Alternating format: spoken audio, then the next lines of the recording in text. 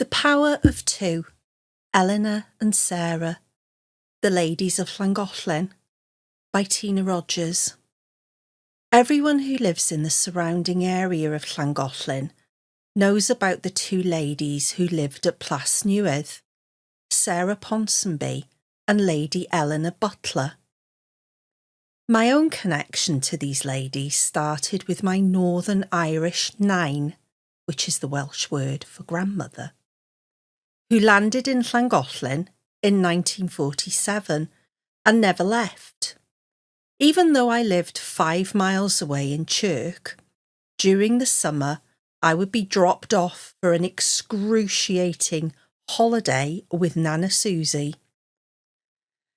My memories of those visits consist of 3 things: a pervading, sickly, sweet smell of day out at Rilbort, Lily of the Valley, the amazing knitted doll that concealed a medicated paper toilet roll in her vibrant pink bathroom, and our daily trek to Plas Newydd to pay homage to the ladies.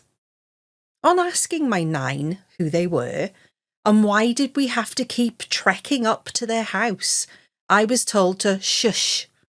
It's only as an adult that I realised my grandmother was as much in the dark about these two women as I was, and the daily visit was just something to do.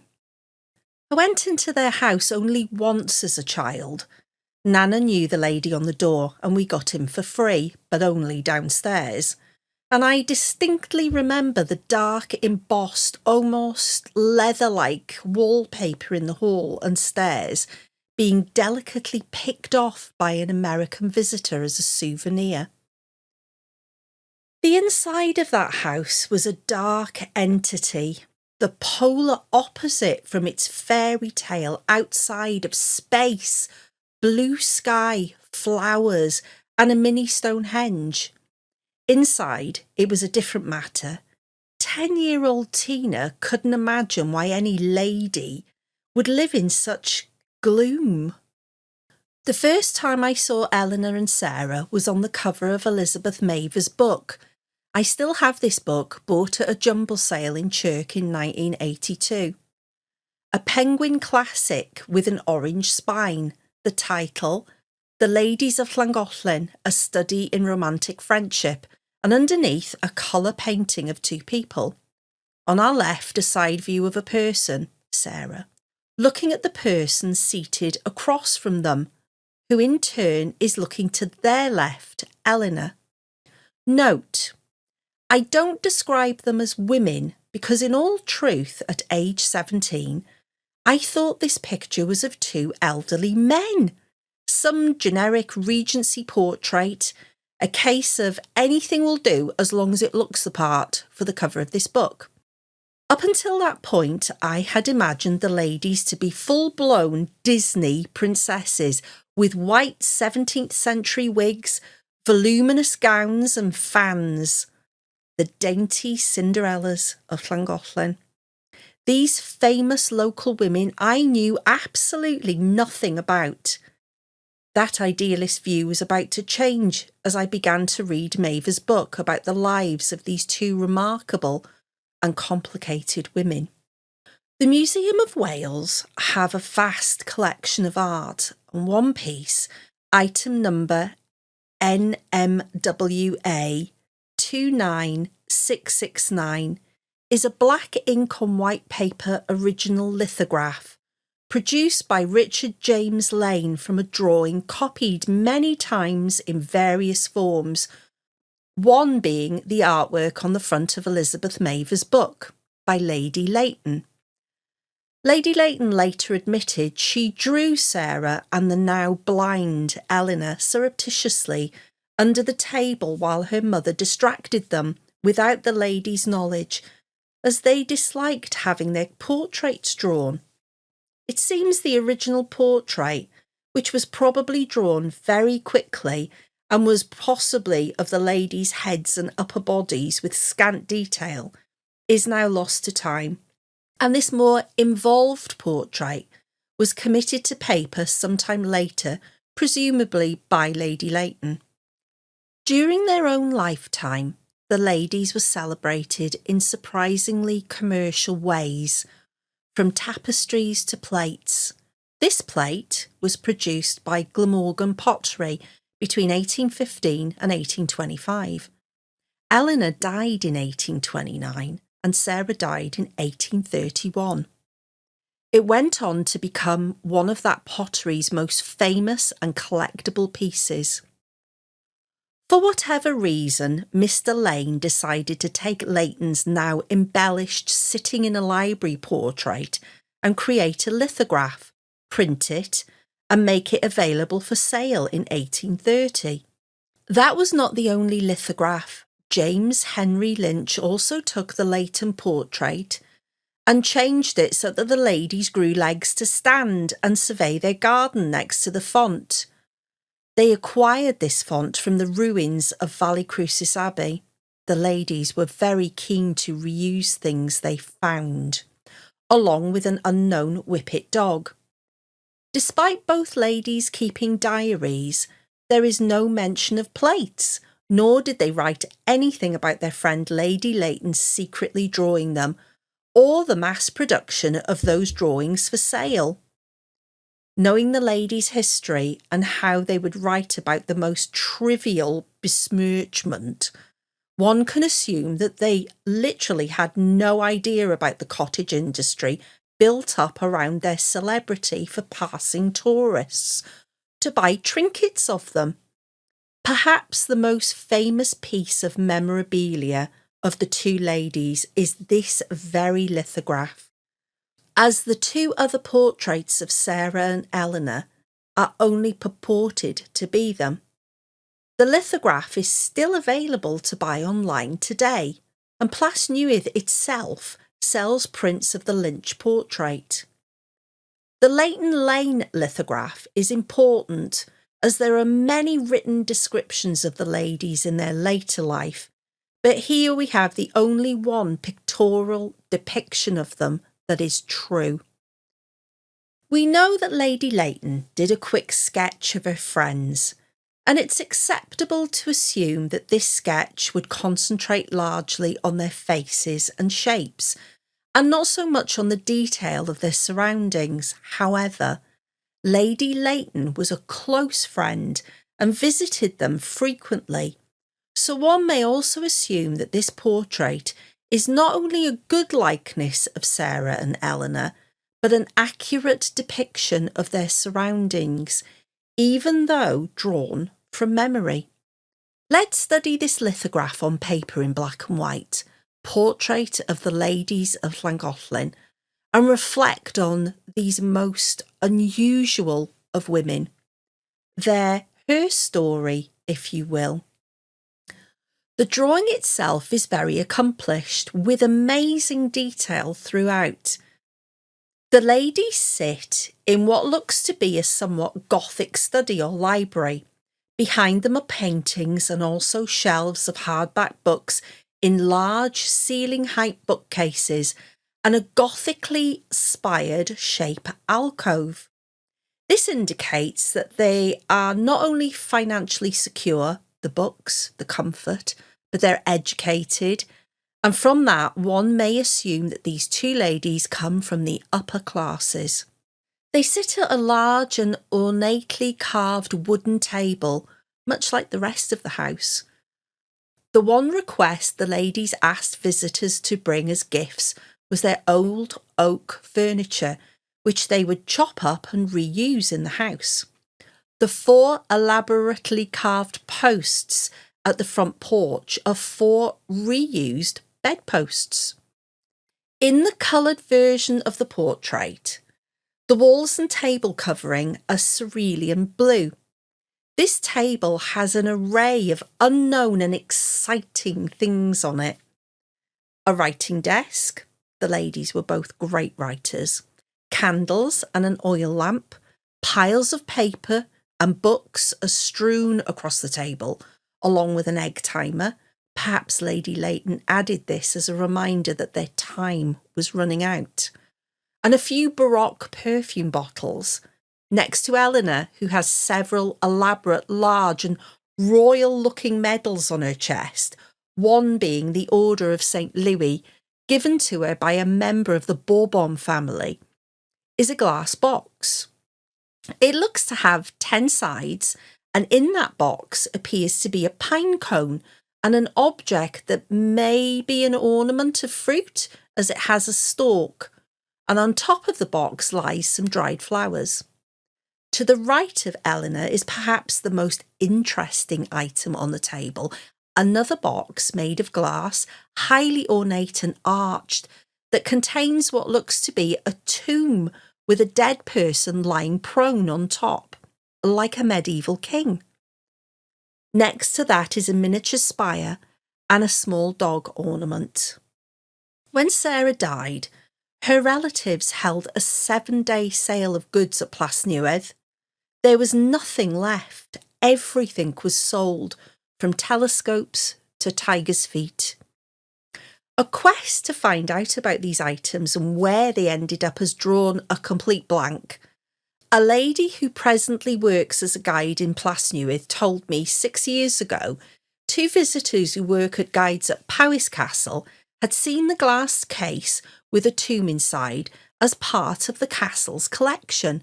Sadly, all emails are unanswered, and I've been unable to talk to anyone from the National Trust or Powys Castle to confirm this. All the ladies' worldly goods were scattered across Britain and possibly further afield.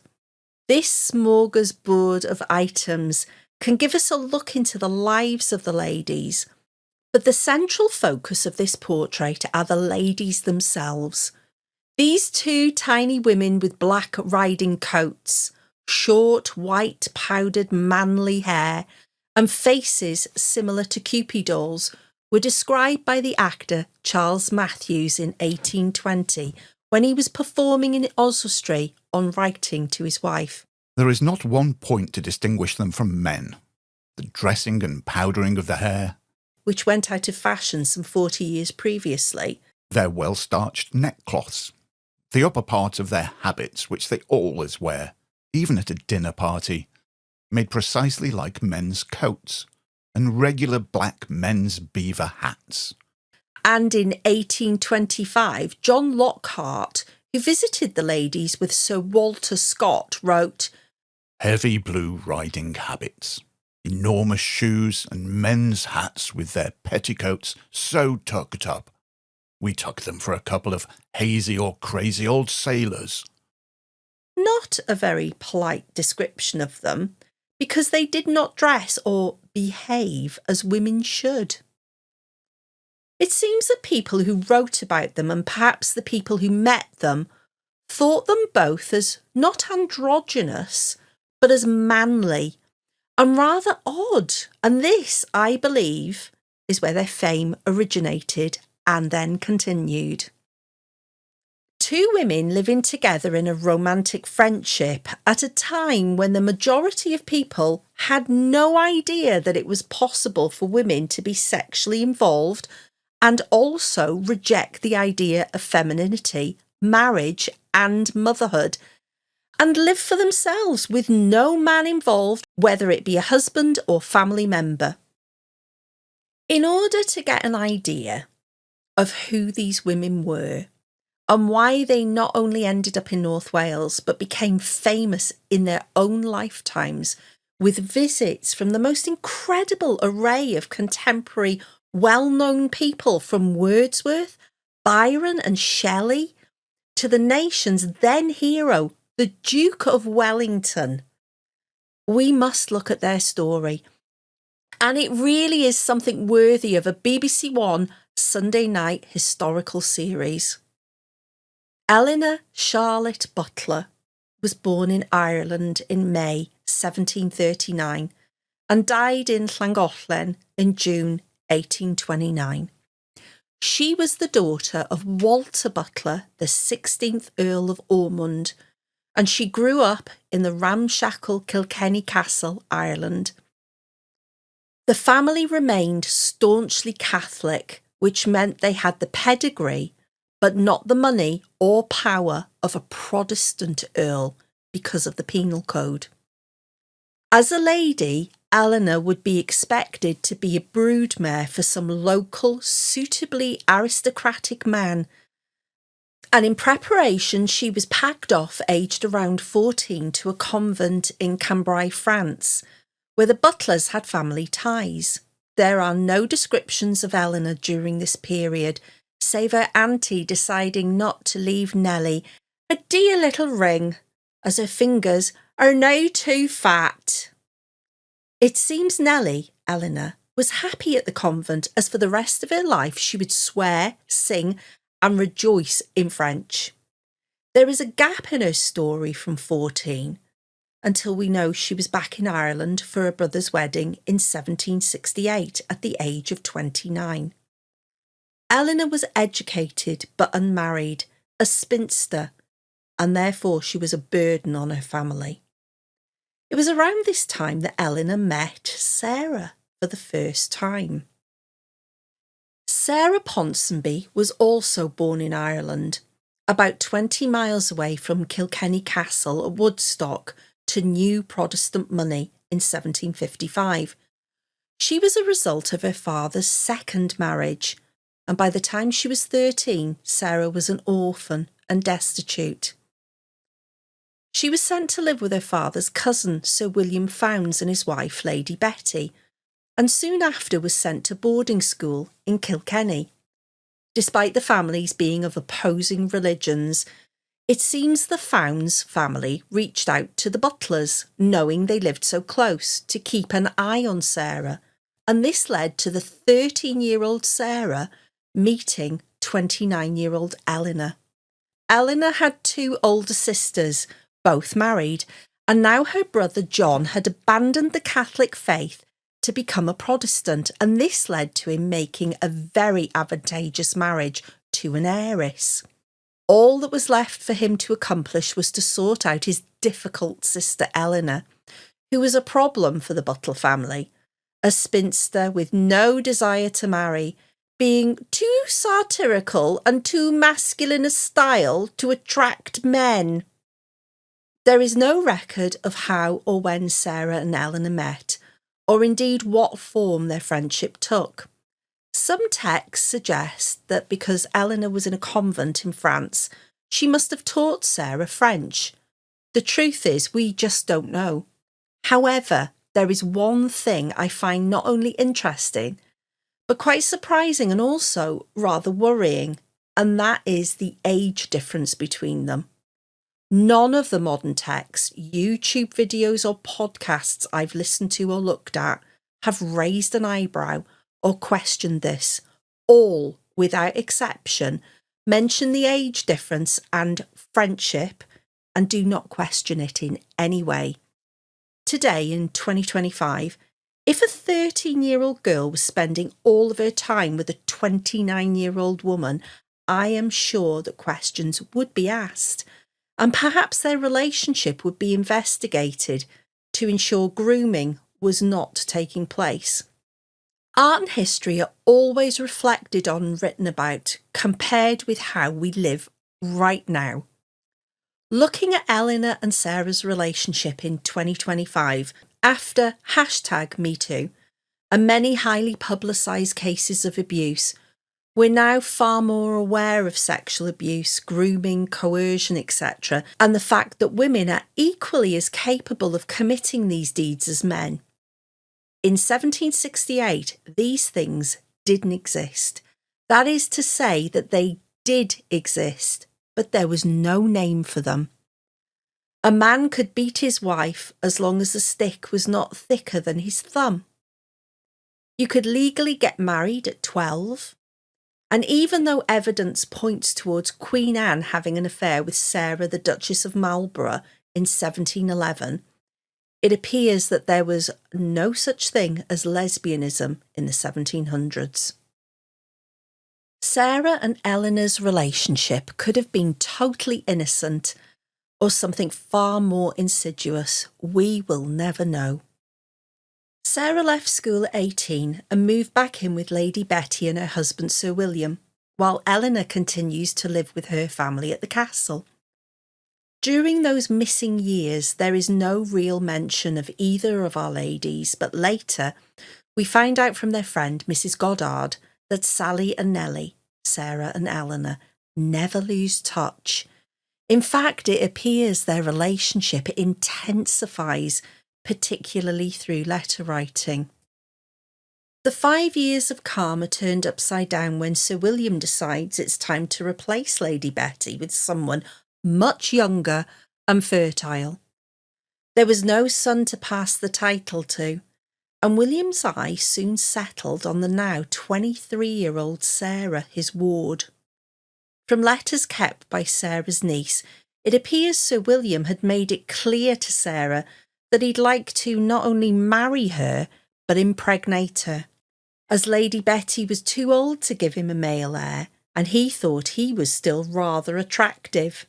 Again, we'll never know what really happened, but the fact that Sarah wrote to Sir William while living in the same house as him, demanding that he only contact her by letter, she didn't want to be anywhere near him physically, and tell her if she should leave the house.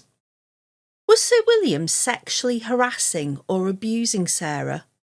Writing to her friend Mrs. Goddard, Lady Betty with earnestness presses me to be obliging to him. I feel disgust and detestation of him. What part did Lady Betty play in this? Words have different meanings now compared with then, so one can assume that obliging simply means be a bit nicer to your uncle. But wouldn't Lady Betty see Sarah's discomfort, or was she just turning a blind eye to his behaviour? Because in 1778 women belonged to men, especially if you were his ward, his daughter, or you were married to him. Eleanor was also having a hard time, now aged 39 and too manly and too old to attract a husband. Her father and brother had had enough of her, so her mother demanded she enter a convent in France. It seems that Mrs. Goddard, a mutual friend of the ladies, received a letter on a Friday night in April 1778 from Lady Betty. My dear Mrs. Goddard, I can't paint our distress. My dear Sally, Sarah, leapt out of the window last night and is gone off with Miss Butler of the castle. Eleanor and Sarah had eloped, dressed in men's clothing, with Sarah holding her dog Frisk and a loaded pistol about her person. They headed to Waterford to catch the boat to England and freedom. They missed the boat, and the next morning Lady Betty and Mrs. Goddard found them hiding in a barn, and on taking them back to Sarah's home, they were intercepted by the Butler family, who literally dragged an hysterical Eleanor away. Sarah then admitted that they had been planning to leave for some time and live together. Lady Betty's daughter, who ended up being a lifelong friend to the ladies, Mrs. Sarah Teague, along with Lady Betty, were delighted that there was no impropriety involved, as it seemed that there were no gentlemen concerned. The fact that Eleanor and Sarah may have been lovers was incomprehensible to them. Sarah became ill with a chill, while Eleanor was no longer wanted at the family castle and had to stay with her brother-in-law until she left for the convent in France. Correspondence between various members of the families and friends indicate that Sarah made a swift recovery and promised never to leave Lady Betty again, with no mention of Sir William, while Eleanor was becoming increasingly frantic at the thought of being sent to France. The Butler family agreed to one last meeting between the pair before Eleanor was to be sent off. By all accounts, it appears that Sarah's family were totally in the dark about the women's relationship, and although they thought Eleanor a little odd and manly, these two women being in love was simply inconceivable. However, the Butler family were a little more in tune to what may have been happening between these two women and appear to have been disturbed by their relationship, so offered Eleanor great terms if she promised to never see Sarah again. It's quite obvious much like that other well-known and recently celebrated lesbian, Gentleman Jack, Anne Lister. Eleanor was true to herself and didn't even attempt to disguise the fact that she was gay, much to her family's horror. They knew exactly who and what she was and what was going on, and they were determined to stop it. Letting the ladies have one last meeting before Eleanor left for the convent was a mistake, as the women must have hatched a plan that resulted in Eleanor disappearing again. 2 weeks later, she was found hiding in a cupboard in Sarah's bedroom. Lady Betty's maid, Mary Carroll, had been smuggling her food and keeping their secret. Sir William wrote to Mr. Butler, demanding he remove his daughter. He didn't. Both families were now at their wits' end, and Eleanor refused to leave Lady Betty's house. Finally, Mrs. Goddard privately took Sarah aside to speak to her. As mentioned before, the majority of people had no notion of homosexuality in women, only in men. It was beyond their comprehension, so for Mrs. Goddard to tell Sarah that Eleanor was debauched, which had the same meaning then as it does today, corrupt, and that she would more or less ruin her life, could indicate that even their closest friend thought Sarah was being manipulated by Eleanor. Instead of a great romantic friendship and love story, is this the tale of a woman who was so obsessed with another woman who groomed her from childhood and coerced her into running away to a different country?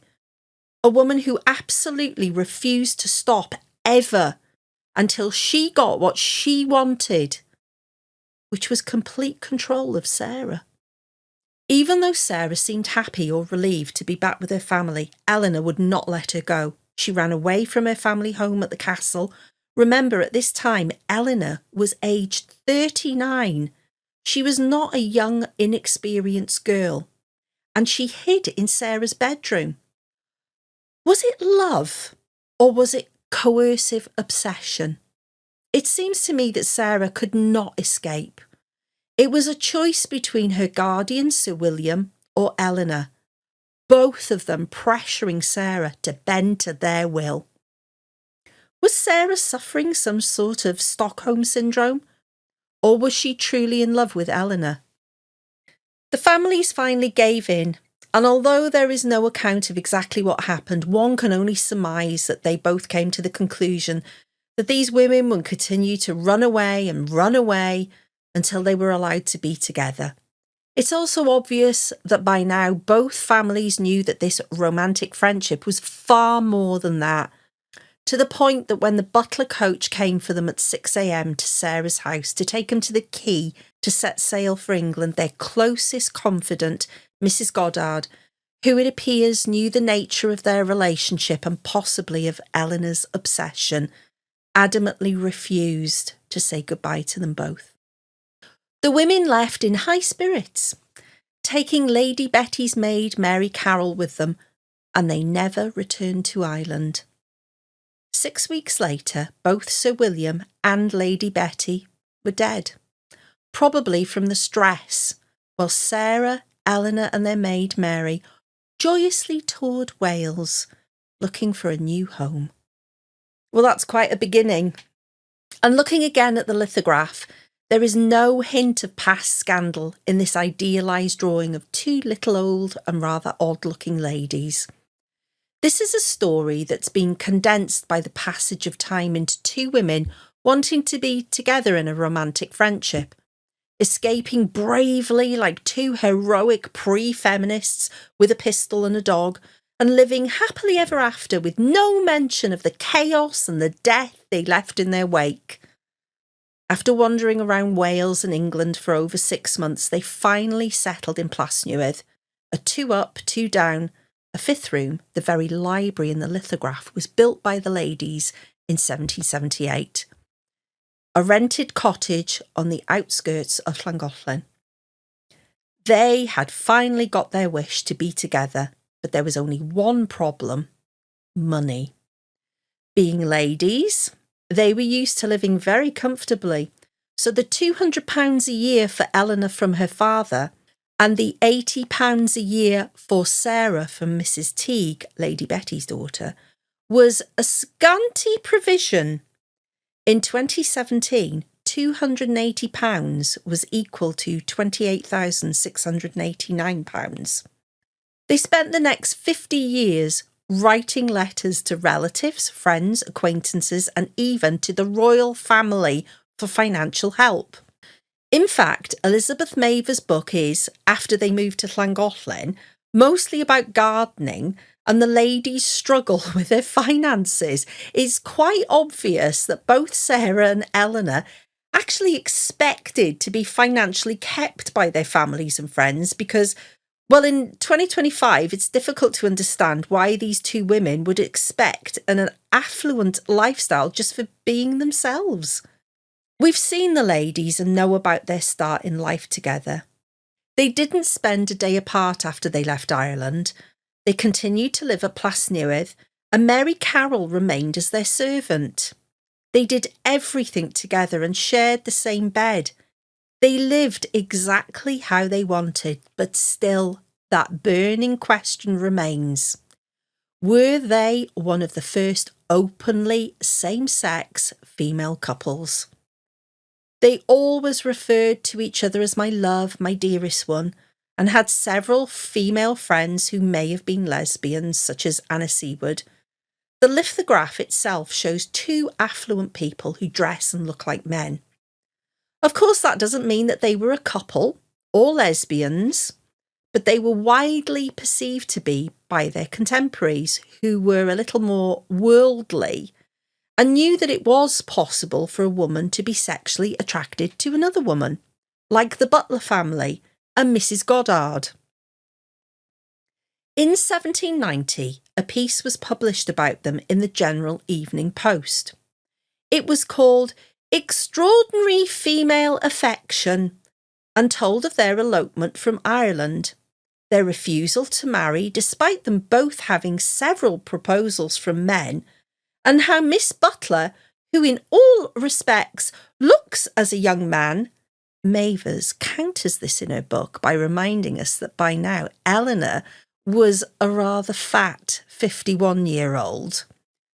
Dresses and looks just like a man, is the male of the house and does all the manly things, while Miss Ponsonby is the lady of the house. There was, for the first time, out in the open and in a national newspaper, an undisguised proclamation of lesbianism. The ladies were a couple. Manly Eleanor was the man, and the more feminine Sarah was the lady. Eleanor was outraged and wanted to sue, but their lawyer advised them not to pursue it. After 20 years, was the lesbian cat out of the bag for everyone to see? Personally, I have very mixed feelings about the ladies' connection because I do believe Eleanor may have manipulated Sarah into a relationship. She was so very young, just 13, inexperienced and an orphan when they met, and it does appear Eleanor's later pursuit of Sarah was unrelenting. Perhaps Sarah was flattered by the attentions of this older, unusual, aristocratic and experienced woman who may have given her the love she was missing, a love that may have been, in the beginning, more manipulation than friendship. After the first time they ran away, Sarah seemed happy to be back with Lady Betty, despite the attentions of Sir William. Was she lying? It's possible. But Eleanor running away and hiding in Sarah's bedroom seems to be not just an act of desperation, but one of coercion.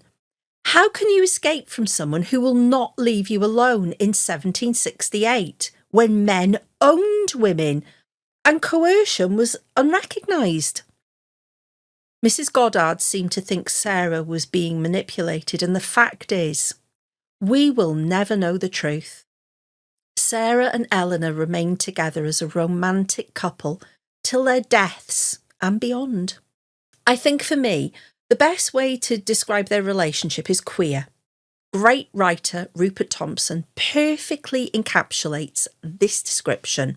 Queer is, by definition, whatever is at odds with the normal, the legitimate, the dominant. There is nothing in particular to which it necessarily refers. It is an identity without an essence. Queer, then, demarcates not a positivity, but a positionality vis-à-vis the normative. In the early 2000s, one of my friend's mums worked at Plasnewydd, and on chatting to her at the house, I mentioned the ladies being gay, and she immediately became quite cross with me and insisted they were not gay, they were just romantic friends. I was taken aback that she could feel so very strongly about it. I've always felt that Eleanor was a lesbian. All the evidence points towards this fact. Nearly 300 years later, these two small, odd-looking women in the lithograph are now queer icons and still of interest worldwide. They are the main tourist attraction in Llangollen and continue to be the cause of passionate disagreements among friends. One final thought, though. Throughout their years together, Eleanor and Sarah had several dogs, and all of them were given one name: Sappho. Thank you for listening to The Power of Two, Eleanor and Sarah, the Ladies of Llangollen.